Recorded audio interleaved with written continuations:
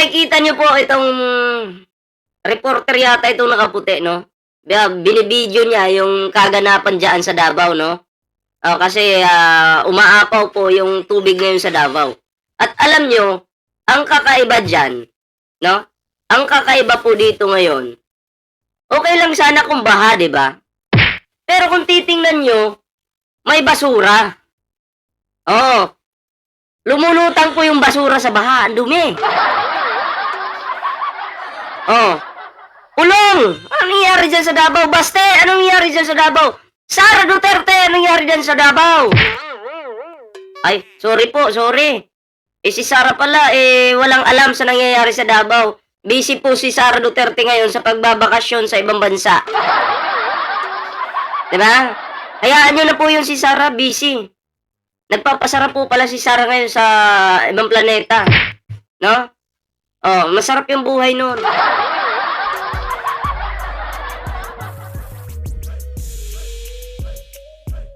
I-play po natin yung video, pero syempre, bago tayo magtuloy-tuloy, huwag kalimutang mag-like, share, subscribe sa ating live ngayon. At syempre, share this video mga pre, no? May TikTok, Facebook tayo dyan, kalembangin nyo na po yan.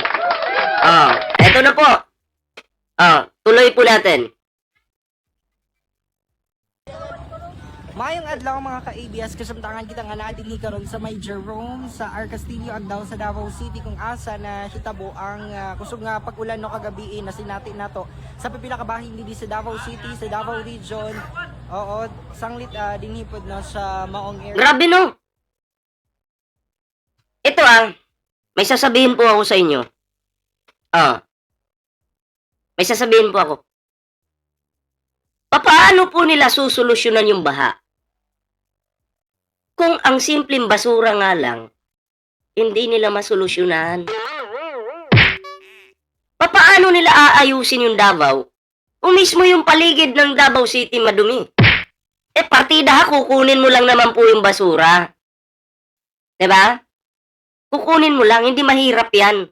Diba? Pero hindi nila nagawa. Basura na nga lang, hindi nila masolusyonan. Yung baha pa kaya sa Davao? Nako, wala na. Finish na po. Akala nyo siguro yung Davao, malaparaiso. In your dreams. In your dreams lang. Kasi ang Davao po is, ako, galing po ako dyan, syempre. Hindi ko naman sana naninira po ako sa lugar. Doon po tayo sa ebidensya, no? Kasi niyayabang po nila. Alam nyo, huwag niyong iyabang sa buong bansa na ang Davao lang matino, malinis, maganda. Hindi po totoo yan. Ang ginawa kasi ng mga Duterte noon, mind conditioning. Pag ini-interview sila, ang Davao, maganda yan. Puntahan nyo. Di ba, may mga DDS na taga Metro Manila, Visayas. Sabi nila maganda daw sa Davao, Mindanao. Lilipat na daw sila. Bakit hindi pa po kayo lumipat? Balita ko po ano? Happy birthday, Ballpoint Man 2.0. Paano? Birthday ko pala ngayon? Hindi ko alam na birthday ko po ngayon. Kahit ako naguguluhan. Layo pa po ng birthday ko, July pa. Sige, tuloy na lang natin to. Support po natin si Mr. Sponsor. Baha, Singapore nga, dagat ng Singapore. Area, grabe gyud ang dako pagid ang tubig no. Lapas pa siya sa imuhang tuhod. Partida yan, wala nang ulan yan. Maliwanag na po yung kalangitan. Pero yung baha, nananatiling nandyan. Bukod sa baha, may basura pa. Malay ba natin sa basurang yan kung may mga bulok na pagkain? Di ba? Mga diaper. Pasintabi po sa kumakain dyan. Birthday niyo po kasi may maleta. Malita lang pag-usapan. Dami-dami kong maleta dito. Gusto niyo bigyan ko kayo ng maleta? Daming maleta dito Basta na gani ang ato ang news team, ato ang cameraman. Ayan, so Mao ni ang kasamtangan nga hitabo dinhi karon og nag-iyahay ang mga residente no og pamakwit ang uban og At delikado pa po ito kung may mga, alam nyo naman yung Davao, may mga spaghetti wires talaga dyan. Maya-maya makuryente kayo dyan, di ba? Maya-maya, basta ang baha po, madumi. Madumi po yung baha. Di ba? Kaya kung may sugat ka sa paa, tas dadaan ka ng baha, wag mo nang gagawin. Baka ma-infection ka pa. O, shoutout sa mga DDS. Duterte! Duterte! Duterte! Ulol! Oh, ang Duterte, Duterte. San banda? Proud kayo? Duterte walang ginagawa. ining man ang mga sakinan, mga pipila ka mga Ang layo niya na, oh. Ang haba.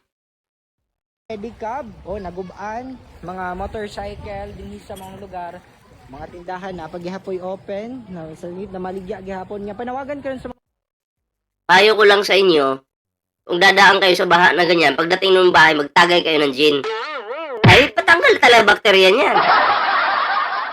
residente nato nung matagan sab sila og ayuda sa atong lokal nga panggamhanan sa Ay, akala ko ba ang mga Duterte ayaw ng ayuda? Bigyan kang ayuda ng mga Duterte, magkano? 2 kilong bigas, 1 sardinas, pansit canton. Ay, alam nyo, barya lang po yan sa mga politiko. Pero tinitipid kayo. Diba? Tinitipid kayo. Oh. Mga Duterte, tinitipid kayo, mga Dabawin nyo. Oh. Tapos bibigyan lang kayo ng 2 kilong bigas. O, pagpalagay na natin, kalahatin sakong bigas, 25 kilos na bigas. Kulang pa rin yan. Diba? Mas malaki pa rin yung kikitain mo kung papasok ka ng trabaho. Ay, alam nyo, si Pulong, walang pakialam yan sa inyo. Importante kay Pulong, makaiyot. ang gobyerno. Sir, ang sa atong maingan karon sir nga baha din sa inyong lugar. Adi ka taga dere, pero kani mo under pa ni imong motor. Dili na. Nasudlan gyud. Alright, so mga ni mga higala ng mga ka-ABS ang nahitabo din karon. Ayan, may gani na yung mga dosandanas budin. Para ng ano, may naisip ako eh, na lugar na ano, may bahay talaga siya, tapos puro tubig. Sa ibang bansa yun eh. Pero yung tubig nila, hindi po brown na, kulay blue. Nga mga panimalay. Japan ba yun? Japan. Pero wala pong basura dun ah. Oo. So, pipila ka mga electric nga, unsa gitawag na sir? Electric bike. Mga e-bike na naapil pod na damay sa kuan. Oo. Ayan, so medyo taas-taas pa yun diri nga area no, mga higala. Ayan, grabe nagpasad pa ang mga basura nga ng lutaw. Grabe. Pa kagabi pasado. Unsa gani mga oras nagkuan din sir? Mga alas 8, alas 10. Alas 10. Katong pagbundak sa ulan, mga 11. A partida, pag bundak daw sa ulan, pag ulan daw, alas 11. Kasi kung may solusyon po ang baha dyan sa Davao City, kahit umulan po, hindi po agad babahayan. Kung may nagginawan talaga nilang solusyon. Pero pansin nyo, pag umulan alas 11, tapos biglang taas ng baha, ibig sabihin, yung tubig po, wala pong pag-exitan yan. So, walang solusyon na ginawa. Yung mayor ng Davao City. Yung vice president. Diba? Yung congressman na tamad, na panay kantot ng babae yung ginagawa. Panay kantot ng pukpok ng mga babae yung ginagawa. Diba? Oh. Hindi ka pwede magkantot-kantot ng babae kay kongresista ka. Pwede kami mga individual. Pwede namin gawin yun kasi hindi naman kami politiko. Pwede namin gawin yun kahit sinong babae. Ang gustuhin namin dyan. Eh kayo, politiko kayo, tapos pera ng taong bayan ginagastos nyo para sa babae nyo? Tangin na, supot naman siguro. Nadiri na sir, asa yung malay? dito. Ayan na. Sa tumayo siya. Sumuna sa mga higala ng mga ka-ABS. So, ako ang page ang nailhan. So, ito siya mga higala.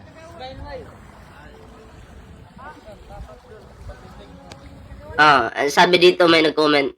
Idol, ang baha sa Davao, sisihin na naman yan nila si PBBM. Ay, tanga ka na. Alam mo, tama ito si Roberto eh. Kapag kayo ng mga DDS kayo, pag sinisi niyo yung Pangulo sa baha dyan sa Davao, eh, tanga na talaga kayo. Nukno ka na yung inyong pagkabobo at tanga. Diba? Alam niyo, bago niyo sisihin yung presidente, naka-live ako, Chris Ulo!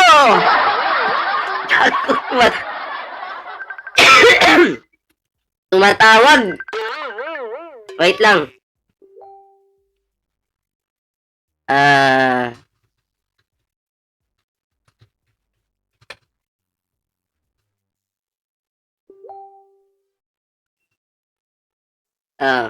Wait lang. Ayan, tuloy tayo, tuloy. Nawala tuloy tayo sa topic. Anyway, ito na. Idugtong po natin ito, ano?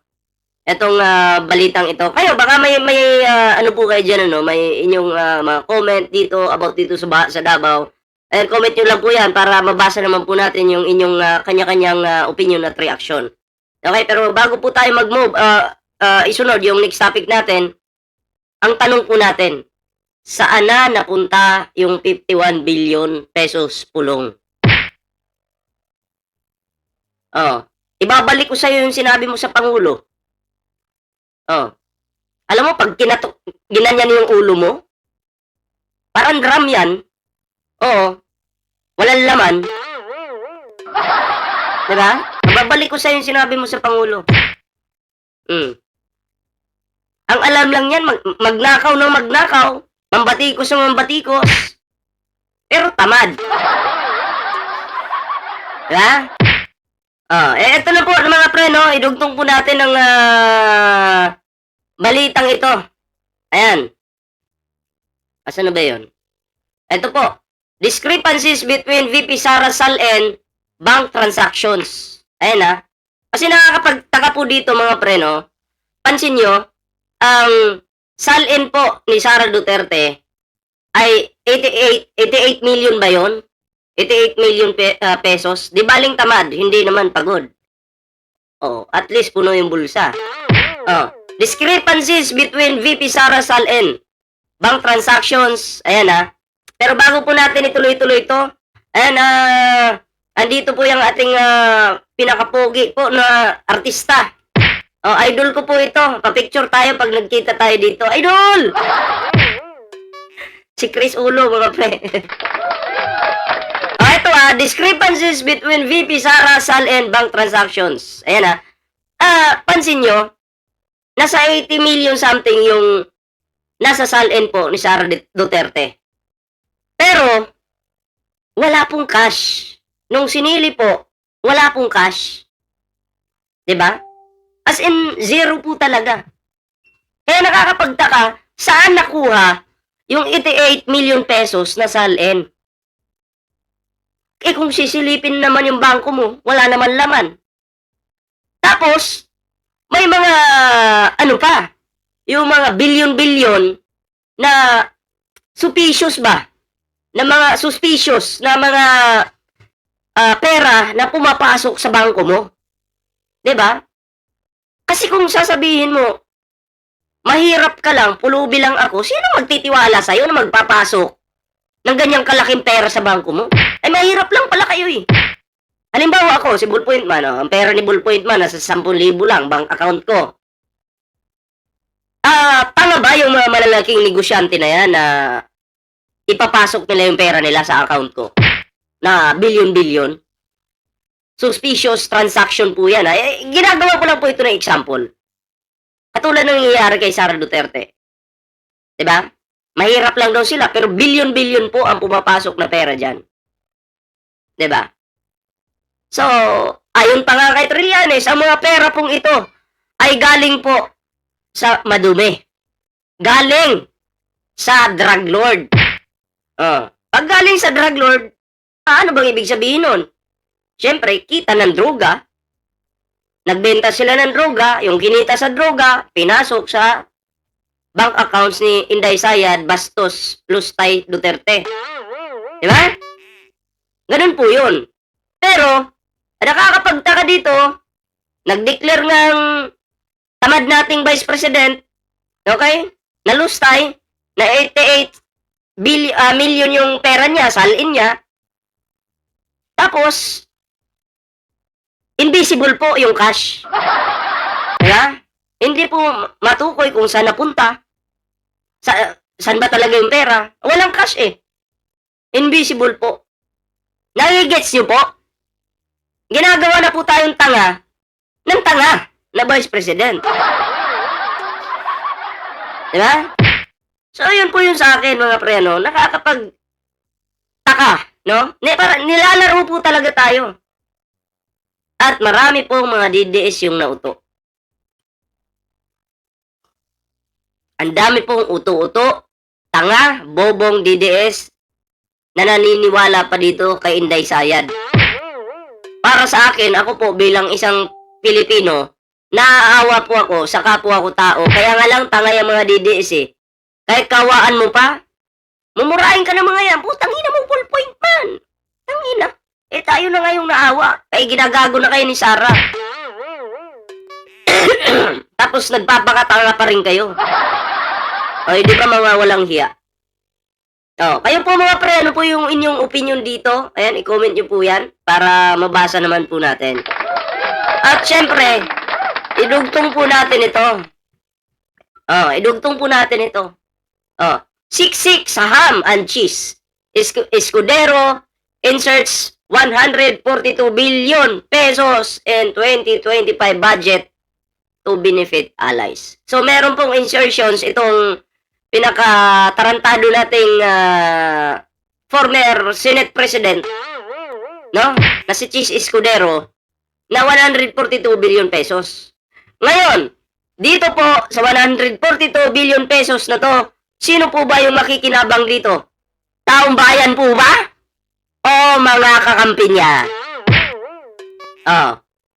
Sabi ko nga sa inyo, mga pre, etong si Cheese, malamang sa malamang, makikinabang po dyan yung mga tropa niya. Diba? Jowa niya, asawa niya. Posible. Ikaw kaya regaluhan ng $1 million na diamond. Anong sabi dito? Huwag ka na magpakialan ng hindi sa'yo. Bilangin mo lang nung nag-umpisa si Vice hanggang ngayon. Pakialamero eh. Pakialamero ako eh. Bakit hindi ako makikialam kay Sara Duterte? Ako yung busing niyan. Ako nagpapasahod dyan. Diba? Pinapasahuran ko yung tamad na yan. Tapos sasabihin mo, huwag pakialaman. Utang inang yan. Diba?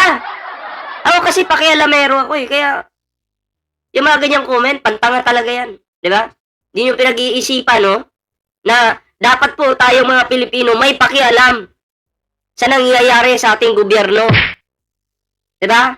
Kung nagdanakaw na si Sara Duterte, kung pinapasukan na siya ng pera ng drug lords, hindi pa ba tayo makikialam dyan?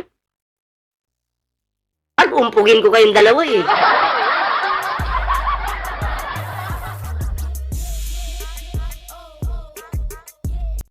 Nananahimik po si Cheese ngayon. Tahimik po. Pero sana, no? Silipin na rin itong si Cheese Escudero, mga pre. Diba? Kasi, para magising ang taong bayan, ito pala si Cheese, ito pala yung nangyari. Kalampagin na po yan ng ating gobyerno dapat. Dapat lang po talaga. Diba? Kasi, baka mamaya, yung issue niya na 142 billion na yan, matabunan lang. Yung 30 million na yan, na kanyang donation ko na sa kanya, baka matabunan yan. Mali po yun. Diba? Kaya po, dapat kalampagin po natin yan. So kayo po, ano po yung inyong opinion, reaction dito? Ayan, i-comment nyo po yan. Para naman po mabasa natin yung inyong mga kanya-kanyang reaction dyan. Ayan. Bago po tayo mag-move sa next topic po natin, ayan, may ano po tayo dyan na may TikTok, may Facebook po tayo dyan. Ayan, i-follow nyo po yung ating mga social media accounts para naman po maging updated po kayo sa ating mga katarantaduhan dito sa internet.